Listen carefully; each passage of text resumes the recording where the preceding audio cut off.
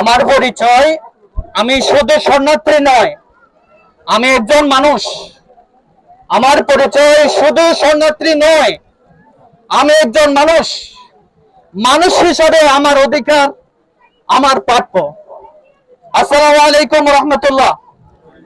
সম্মানিত অতিথিবৃন্দ এবং প্রিয় ভাই বোনেরা, আমি আজ এই মঞ্চে দাঁড়িয়েছি একজন রোহিঙ্গা যুবক হিসাবে।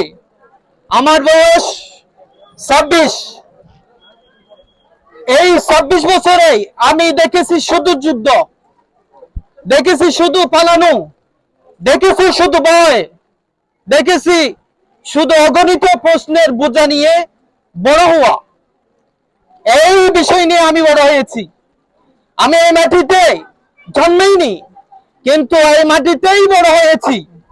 আমি কখনো মায়ানমারকে চোখে দেখিনি, কিন্তু সেখানেই আমার শিকড়। আমি বাংলাদেশে আশ্রয় পেয়েছি, কিন্তু এখানে নাগরিক নয়। আমার জীবনের সবচেয়ে বড় সত্য হলো আমি কোথাও পুরোপুরি গ্রহণযোগ্য নয়। 1992 সাল, এই সালে ইতিহাস আমার রক্তে লেখা। আমার বাবা মা 1992 সালে এই দেশে আশ্রয় নিয়েছিলেন। তখন তারা আশা করেছিলেন এটা কেবল কিছুদিনের ব্যাপার, কিন্তু আজ 3 দশক পেরিয়ে গেছে। আমি বড় হয়েছি, আমার জেনারেশন বড় হয়েছে শরণার্থী পরিচয় দিয়ে। এবং আজ আমি নিজের সন্তানদের জন্য ভয় পাই। এই পরিচয় কি তাদের ভবিষ্যৎ? এই পরিচয় কি রোহিঙ্গা পরিচয় কি তাদের ভবিষ্যৎ? না, আমাদের ভবিষ্যৎ, আমাদের অধিকার। আমরা একজন মানুষ হিসেবে বাঁচতে চাই। আমরা কৃতজ্ঞ জানাই বাংলাদেশ সরকারের প্রতি, যিনি আমাদের আশ্রয় দিয়েছেন। আমরা কৃতজ্ঞ সাধারণ জনগণের প্রতি, যারা আমাদের ভালোবাসা দিয়ে পাশে দাঁড়িয়েছেন। কিন্তু সত্যটা হলো আমরা মায়ানমারে ফিরে যেতে পারি না, আর এই দেশেও স্থায়ীভাবে থেকে মর্যাদার জীবন গড়ে তুলতে পারছি না। তাহলে আমরা কোথায় যাব? কোন পথে যাব? মায়ানমার সরকার আমাদের অস্বীকার করে। মায়ানমার সরকার এখনো পর্যন্ত আমাদের অস্বীকার করে।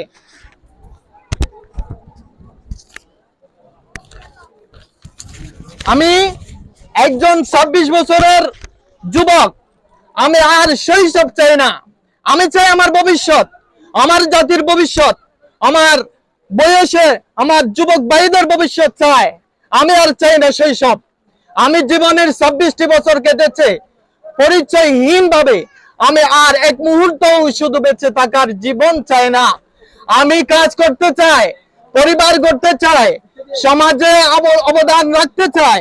আমি চাই আমার আগামী প্রজন্ম যেন আমার মতো শরণার্থী পরিচয়ে বড় না হয়। বিশ্বকে বলার সময় এসেছে, আজ 20 জুন। এই দিনটি শুধু স্মরণ করার জন্য নয়, বরং পদক্ষেপ নেওয়ার দিন। আমরা সবাই একসাথে বলি, রোহিঙ্গা কোনো সমস্যার নাম নয়।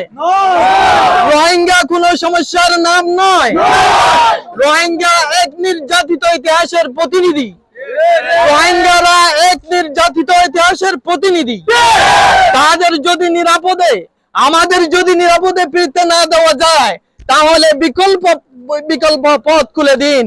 জীবনের জন্য, মর্যাদার জন্য, শান্তির জন্য বিকল্প রাস্তা আমাদের জন্য খুলে দিন। শেষ কথা, আমি কোথাও নেই, কিন্তু হারিয়ে যেতে চাই না। আমার পরিচয় কোথাও নেই, কিন্তু আমি এই পৃথিবী থেকে হারিয়ে যেতে চাই না। আমি মিয়ানমারের না, আমি বাংলাদেশেরও না, পৃথিবীর কোথাও আমার জায়গা নেই, কিন্তু আমি হেরে যেতে চাই না, আমি হারিয়ে যেতে চাই না। আমি মানুষ হিসেবে বাঁচতে চাই। আমরা সকলে মানুষ হিসেবে বাঁচতে চাই, শুধু শরণার্থী হিসেবে নয়, মানুষ পরিচয় দিয়ে জীবনে বাঁচতে চাই। আসুন আমাদের জন্য পথ খুলে দিন। আসুন আমরা আশার আলো খুঁজি অন্ধকার জীবনে। রাষ্ট্রীয় জীবনে আমরা স্বাধীন পথ খুঁজি। আল্লাহ আমাদের সবাইকে ন্যায় ও মানবতার পথে চলার তৌফিক দান করুক। আমিন।